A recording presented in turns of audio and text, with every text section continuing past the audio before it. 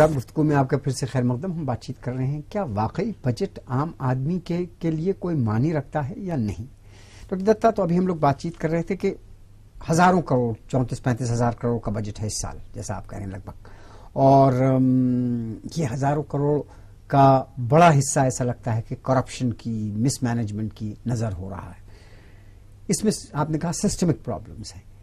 आपके point of view, आपने जैसा स्टडी किया है, इसमें सिस्टमिक प्रॉब्लम्स क्या आपको लगती है? एक तो करप्शन की बात हुई, ब्यूरोक्रेटिक प्रॉब्लम हुई, क्या प्रॉब्लम्स हैं और वो कैसे हल हो सकते हैं? एक छोटा सा एग्जांपल देंगे, मैं नरेगा को उठाना चाहूंगा यहाँ पे, जो बड़ी इंपॉर्टेंट बहुत इंपॉर्टेंट स्कीम है, महात्मा गांधी नरेगा जो स्कीम है। अब यहाँ पे है कि इतना विशाल एक योजना है और इतना बड़ा योजना है। कितना बजट है इस साल उसका? इस पे तो कहीं एग्जैक्ट फिगर मुझे याद नहीं है, पर कई करोड़ रुपए, कई हजार करोड़ एलोकेट किया गया है, और वैसे भी कई हजार करोड़ का योजना है ये।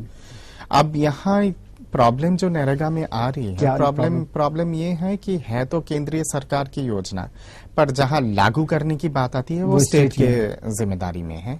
और क्योंकि ये केंद्रीय सरकार की इतना विशाल एक सोशल योजना है, ये अगर सही तरह से इम्प्लीमेंट हो जाए तो इसका श्रेय केंद्रीय सरकार को चला जाएगा। तो प्रदेश में जो विपक्ष की सरकार है वो ऑपोजिशन वाले कहते हैं कि हम काहे कोई फायदा क्यों दे ये फायदा, और आप ये पॉलिटिकली वो चाहते हैं। आप ये कह रहे हैं कि डॉक्टर साहब कि आप आम आदमी की फिक्र पॉलिटिशियन को है नहीं, किसी को भी नहीं है। और पहले भी आपके ही कार्यक्रम पे मैंने कहा था कि पॉलिटिशियन को सिर्फ अपने जेब भरने से मतलब है, अपने सत्ता से मतलब है, पावर से मतलब है, बाकी चीजों से मतलब नहीं। स्कीम बहुत अच्छी है, बहुत अच्छी स्कीम है। यहाँ पे मैं समझता हूँ कि इन सब केंद्रीय स्कीम्स के जो समाधान तभी हो सकता है अगर इम्प्लीमेंटेशन लेवल पे भी केंद्रीय सरकार के जो ब्यूरोक्रेट्स है, मॉनिटरिंग हो, और सेंट्रल जो ब्यूरोक्रेसी है उनके हाथ पे दे दिया जाए।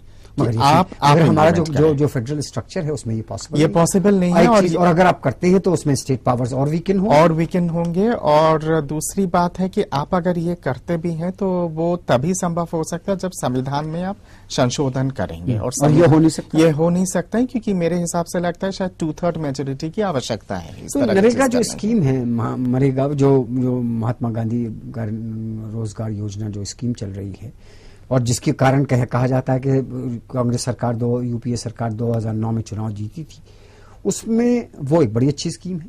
उसमें और क्या क्या समस्याएं आ रही हैं? भ्रष्टाचार, भ्रष्टाचार बहुत ज्यादा है। मैं भल्ला कमेटी के रिपोर्ट का उल्लेख करने जा रहा था। क्या है भल्ला कमेटी रिपोर्ट? उस रिपोर्ट के मुताबिक ये कहा गया है कि शायद ये 2G स्पेक्ट्रम से भी बड़ा भ्रष्टाचार है। इन सब चीजों के लिए दो प्रावधान हो सकता है, या तो सख्त एक डायरेक्शन दिया जाए आर्टिकल 355 के माध्यम से तमाम प्रदेश के सरकारों को कि आपकी जो अगला एलोकेशन तभी आपको दिया जाएगा जब मॉनिटरिंग में ये पता चलेगा कि सही तरह से हुआ है कि नहीं, सक्सेसफुली ये योजना लागू हुआ है कि नहीं। और एवरी 3 मंथ्स या फिर 6 मंथ्स आप एक लेखा जोखा या रिव्यू हो और आप एक रिपोर्ट भेजेंगे। तो मैं मानता हूं ये अगर किया जाए तो इस तरह से हो सकता है फिर सक्सेसफुली। इस सरकार की एक योजना होती है, हर बजट में हम इसके बारे में सुनते हैं, हजारों करोड़ रुपए आवास योजना, जवाहर आवास योजना, इंदिरा विकास योजना। ये पैसा इसका क्या होता है, कहाँ होता है? अब तक अगर 60 साल में योजना लगाई जाती तो मेरे ख्याल से हर हिंदुस्तानी को एक मकान तो मिल ही जाता। बिल्कुल सही बात है। और मैं मानता हूं कि आजादी के बाद से तमाम जितने सारी योजनाएं आए हैं इस देश में, हर बजट में, चाहे वो प्रदेश के बजट ही हो और चाहे केंद्र की बजट क्यों ना हो, सबका अगर समीक्षा कर ले और ईमानदारी से अगर सब योजना को अगर ग्राउंड लेवल तक अगर लागू किया गया होता तो शायद पूरे दुनिया का पावर सेंटर शायद भारत होती, ना कि अमेरिका। तो सच्चाई और हकीकत ये है, भारत के पास मतलब रिसोर्सेस की कमी नहीं है। कुदरत ने, भगवान ने एकदम भरपार भंडार दे के रखा है इस देश में। टैलेंट की कोई कमी नहीं है। ह्यूमन रिसोर्स इतनी बड़े पैमाने पे है, इसका भी अगर सही तरह से इस्तेमाल हो जाए ह्यूमन रिसोर्स का, तब भी भारत मतलब मैं समझता हूँ कि पूरी दुनिया को लीड कर सकती है। अच्छा, एक चीज और है, आप कह रहे थे कि डिफरेंट पॉलिटिकल पार्टीज हैं, डीए सिस्टम में प्रॉब्लम, भ्रष्टाचार की बात सबसे अहम बात जो समझ में आ रही है वो ये कि करप्शन की नजर हो रहा है। बजट के सोशल एलोकेशन जितने हैं उनमें से ज्यादातर हिस्सा अब हिंदुस्तान में शायद ही कोई ऐसी पॉलिटिकल पार्टी बची हो जो पावर में न रही हो। बिल्कुल है। जो भी आता है भ्रष्टाचार का शोर एक पार्टी में जाती है, जब वो पावर में आ जाती है तो फिर वो भी वही करती है। मसलन आजकल यूपीए के खिलाफ बड़ा भ्रष्टाचार का शोर है, जो शोर मचाने वाले हैं वो बीजेपी वाले हैं, उन्होंने कोई कम भ्रष्टाचार नहीं किया अपने राज्य में। इसी तरह स्टेट लेवल के ऊपर छोटी पार्टियां हैं, वो एक पार्टी सत्ता में रही, दूसरी पार्टी रही।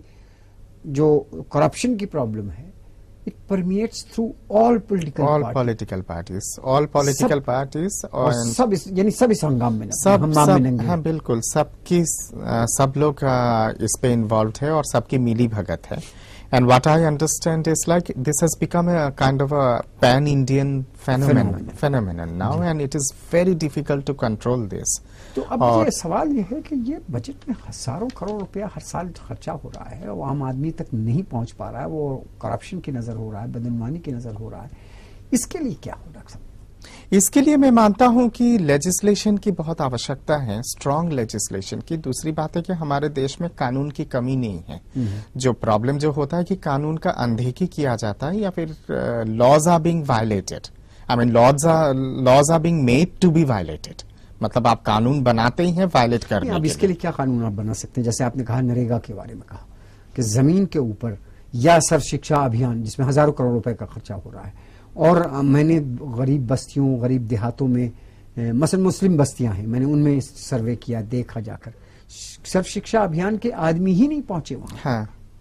तो ऐसे में ये पैसा तो एलोकेट हो गया, वो पैसा सरकार के खजाने से चला भी गया, अब ये कैसे मॉनिटर हो? मैं समझता हूं कि शायद अब समय आ गया है कि तमाम पॉलिटिकल पार्टीज पे प्रेशर इस तरह से डाला जाए, बुद्धिजीवियों के माध्यम से या फिर लोगों के माध्यम से, और लोगों के बीच में जागरूकता फैलाना बहुत जरूरी है, सो दैट एक पूरा ऑल इंडिया लेवल पे एक स्पेशल मॉनिटरिंग एजेंसी हो, जो तमाम ये जितने सारे आपके सोशल। अब पॉलिटिशियन से काम खाली चलने वाला नहीं, ब्यूरोक्रेसी तो बिल्कुल ही वो तो खत्म ही है, मतलब अब सिविल सोसाइटी को आगे आना होगा और आके मतलब इस तरह का एक स्पेशल मूवमेंट होना चाहिए या फिर ऐसा कोई स्पेशल एजेंसी का, मॉनिटरिंग एजेंसी का गठन हो पार्लियामेंट के एक्ट के माध्यम से, जिनका सिर्फ काम ही होगा कि सब योजना पे निगरानी रखना और जहां जहां पे वायलेशन होती है वहां पे